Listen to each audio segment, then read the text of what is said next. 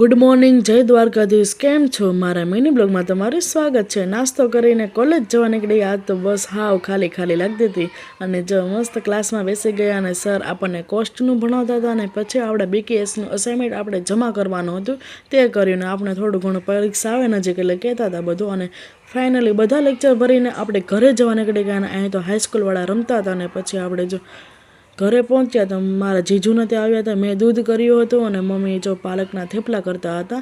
બધા મસાલા એડ કરીને પાલકના થેપલા ખાવાની તો બહુ જ મજા આવે અને જો પછી દાદા અરે પહેલાંની વાતો કરી, પહેલાંના જમાનાની બહુ જ મજા આવી અને પછી જો મમ્મી મસ્ત લોટ બંધાઈ ગયો હતો અને મમ્મી જો લોઢીમાં પાલકના થેપલા મસ્ત શેકાઈ રહ્યા હતા અને આપણે જો મસ્ત ગરમા ગરમ ખાવાની તો બહુ જ મજા આવે. મસ્ત જમી લીધું પછી આપણે અસાઇનમેન્ટ લખવા બેસી ગયા અને ફાઇનલી આપણું અસાઇનમેન્ટ લખાઈ ગયું છે.